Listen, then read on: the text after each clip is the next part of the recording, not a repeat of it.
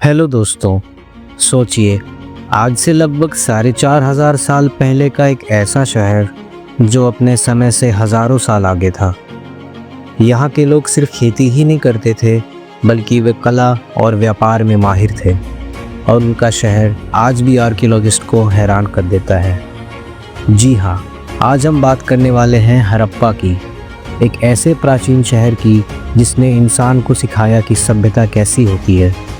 दुनिया की सबसे पुरानी और रहस्यमय नगरी जो इंडस वैली सिविलाइजेशन का हिस्सा थी और दुनिया के सबसे पहले शहरी सभ्यताओं में से एक मानी जाती है। तो चलिए जानते हैं कैसा था वो शहर और क्यों इसके रहस्य आज भी हमें हैरान कर देते हैं। हड़प्पा लगभग 2600 ईसा पूर्व से 1900 ईसा पूर्व के बीच फला फूला करता था। यह आज के पाकिस्तान के पंजाब इलाके में स्थित है और इसकी खोज 1920 के दशक में हुई थी, जब आर्कियोलॉजिस्ट ने मिट्टी के नीचे एक ऐसा शहर निकाला जिसने पूरे इतिहास को बदल कर रख दिया। और यही शहर अपने well planned streets, organized houses और एडवांस्ड कल्चर के कारण आज भी आर्कियोलॉजिस्ट को हैरान कर देता है। दोस्तों, हड़प्पा एक बहुत ही वेल प्लान्ड शहर था। यहाँ की गलियाँ बिल्कुल सीधी और ग्रिड पैटर्न में बनी थी और 90 डिग्री के कोण पर मिलती थी। और वहाँ के घर सिर्फ रहने की जगह नहीं थे, वहाँ जीवन जीने के साथ कंफर्ट का भी ध्यान रखा जाता था। हर घर में कोर्टयार्ड, कई कमरे और प्राइवेट वेल्स हुआ करते थे।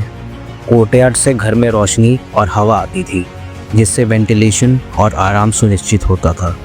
प्राइवेट वेल्स और बाथरूम यह दिखाते थे कि सैनिटेशन और हाइजीन पर भी पूरा ध्यान दिया जाता था। लेकिन उनके घरों में इस्तेमाल हुई ईंटें भी बहुत खास थी।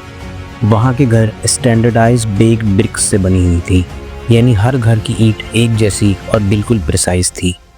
वहाँ सिर्फ घर ही नहीं, पूरे शहर में एक सुंदर सोफिस्टिकेटेड ड्रेनेज सिस्टम था।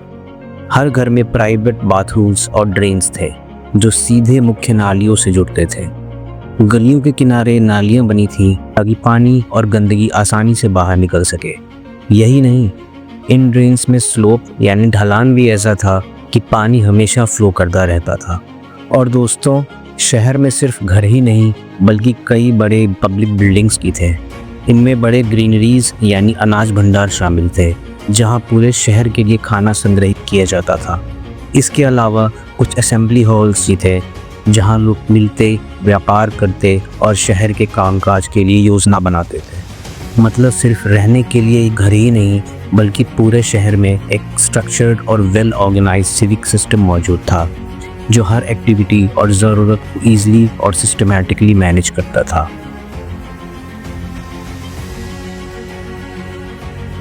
यहाँ के लोग खेती, पशुपालन और विभिन्न कौशलों में माहिर थे।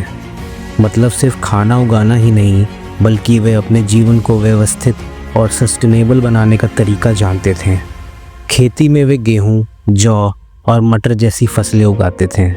यह उनकी मुख्य आहार सामग्री थी। इसके अलावा वे जानवरों का पालन करते थे, जैसे कि गाय, भैंस और भेड़।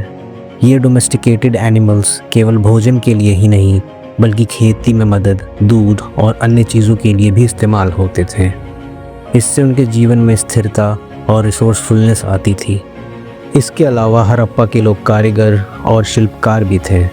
वे पॉटरी, तांबे के बर्तन, गहने और कॉटन के कपड़े बनाते थे। हर चीज़ इतनी बारीक और प्रिसीजन के साथ बनाई जाती थी कि आर्कियोलॉजिस्ट आज भी इनके क्राफ्टमैनशिप देखकर हैरान हैं। इसका मतलब है कि उनके पास सिर्फ सर्वाइवल स्किल्स ही नहीं बल्कि एस्थेटिक सेंस और एडवांस टेक्निक्स भी थी। हड़प्पा का व्यापार नेटवर्क बहुत ही विस्तृत था। वे न केवल अपने आसपास के शहरों से व्यापार करते थे बल्कि वे उनके सामान मेसोपोटामिया, जो आज का इराक, ओमान और पर्शियन गल्फ तक भी पहुंचते थे। इस व्यापार के लिए वो नदी और समुद्री मार्गों का इस्तेमाल करते थे। मुख्य नदी मार्ग थे इंडस रिवर, जो शहर के भीतर और बाहर ट्रेड के लिए प्रयोग होती थी। इसके अलावा समुद्री ट्रेड के लिए वो अरेबियन सी के लोथल पोर्ट का इस्तेमाल करते थे। लोथल एक मैरीटाइम डॉकयार्ड था जो ट्रेड के लिए स्पेशली बनाया गया था, यानी शिप्स का अनलोडिंग और लोडिंग यही होता था। यह सिर्फ एक पोर्ट ही नहीं था, बल्कि यह अपने समय का एक इंजीनियरिंग मार्वल था।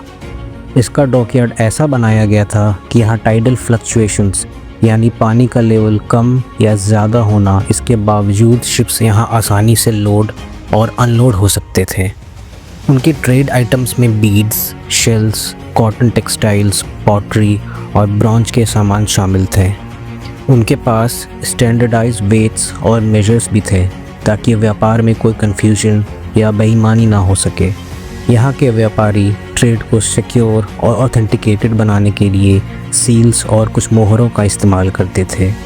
हर सील पर कुछ जानवर या सिंबल बने होते थे जिससे सामान के मालिक और ट्रेड का रिकॉर्ड पता चल सके। ये एंशिएंट सिक्योरिटी टैग्स और आईडी कार्ड्स की तरह काम करता था। तो दोस्तों, यही कारण है कि हड़प्पा सिर्फ एक शहर नहीं था, बल्कि एक एडवांस्ड इकोनॉमिक हब था जहाँ खेती, कला और व्यापार मिलकर पूरे शहर को समृद्ध बनाते थे।